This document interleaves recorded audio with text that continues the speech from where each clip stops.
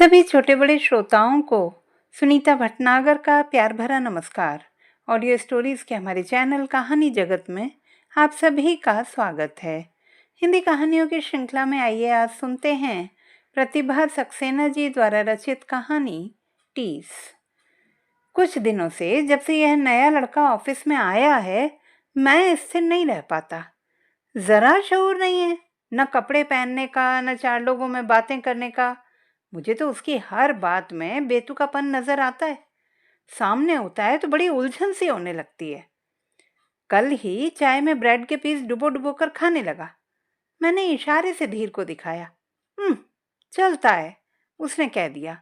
Lunch time में उंगलियां तक सान लेता है, ठीक से खाना भी नहीं आता, फिर चाट लेता है बीच बीच में। किसी से परिचय की बात हो तो बुद्धू सा खड़ा ताकता रहेगा या फिर झपट कर शेक हैंड को तैयार। मैं तो गाहे बगाहे उस पर कमेंट कर देता हूँ। क्या करूँ, कोई एक बात हो तो कहूँ। मैनर्स तो बिल्कुल है ही नहीं। पर आज तो मुझसे बिल्कुल रहा नहीं गया। झिड़क दिया मैंने। बेशऊर कहीं के, रहने का ढंग सीखो, जाओ पहले हाथ धोकर आओ। प्रसन्न चेहरा फक पड़ गया था। उसे यूं घबराया सा देखकर बड़ा मजा आया। वह चुपचाप उठकर चला गया। इतने दिनों से देख रहा था कि जब चाहे कर मुंह चियारे हंसने लगता, जोर से जम्हाई लेना, बीच बीच में सिर खुजाने लगना। अरे देखकर तो सीखे किन लोगों में बैठा है, कैसा व्यवहार करना है। कोई बात कर रहा हो तो बीच में अचानक टपक पड़ता है, बिना पूछे अपनी राय जाहिर करने लगता है। आखिर कहाँ तक कोई बर्दाश्त करे। अपने साथी को बताया, एकदम जंगली है, देखकर कोफ्त होती है। उधर से कोई उत्तर नहीं, पर मैं कहे चला गया। पेट भर खाना मयस्सर नहीं, मैनर्स कहाँ से आए। मेरे साथी ने बात खत्म कर दी। अरे छोड़ो भी, कहाँ चक्कर में पड़े हो। बुझा सा चेहरा लिए वह चुपचाप आकर बैठ गया था। सिर झुकाए काम करता रहा। मेरा ध्यान बार बार उसकी ओर जा रहा था। बिल्कुल मन नहीं लग रहा था। अचानक बड़ी हुड़क सी उठने लगी ब्रेड का पीस चाय में डुबो कर खाने की। ओह, कितने दिन हो गए। एक बार सबको अजीब तरह से देखते नोट कर लिया, छोड़ दिया तब से। अब बटर लगाकर चबा चबा कर खाता हूँ। वैसे दाल चावल हाथ से मिलाकर खाने का मजा ही और है। उंगलियों से मिला मिलाकर कौर बनाने से जैसे स्वाद ही कुछ और हो जाता है। पर अब सब कुछ चम्मच से खाता हूँ, समोसा भी। उंगलियों से छूना चाहे कहीं। Bad manners.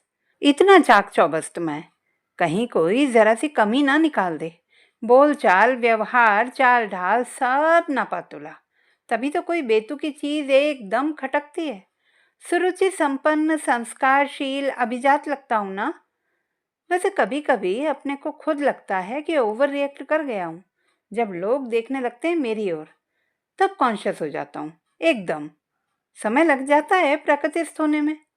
यूं तो अभी भी कभी कभी समझ में नहीं आता कि कहाँ क्या बोलना चाहिए। पर अब मेरा रहन सहन बदल गया है। इतना तो समझने ही लगा हूँ कि अपनी तरफ ध्यान हो तब अपनी बात कहूँ। बेतुकी बात मुंह से ना निकल जाए, इसलिए अधिकतर चुप रहता हूँ। क्या करूँ, न शक्ल सूरत न गुण ढंग, पर दुनिया को काफी समझने लगा हूँ। जब लगे कोई देख रहा है तो सहज होना बड़ा कठिन हो जाता है। और मेरे साथ तो यह होता कि जितना संभालने की कोशिश करूं, उतना ही बस से बाहर होता जाता। हर समय विचलित सा, सामने पड़ने से कतराता। हाँ, रॉ था, एकदम ठेठ। कौन संवारता, काट छांट करता। वह सब याद कर एक उसांस निकल गई। अरे बात तो उसकी है, मैं अपने बारे में क्यों सोचने लगा। सिर झटक देता हूँ। क्या फालतू ख्याल। अब तो वह सब सोचकर ही हंसी आती है। मैं और बिल्कुल ठेठ। छी, कभी कभी टीस उठती है अंतर से। बचपन से किशोर अवस्था बीत जाने तक लोगों की नजरें पड़ते पड़ते मेरे मन का चैन समाप्त हो गया था। निश्चिंत होकर रह ही नहीं पाता। अपनी हर कमी पहाड़ सी नजर आती।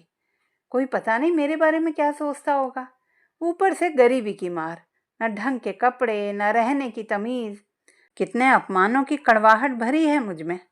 कितने उपहास और व्यंग्यों की चुभन। कपड़े पहनने का शऊर ही कहाँ था।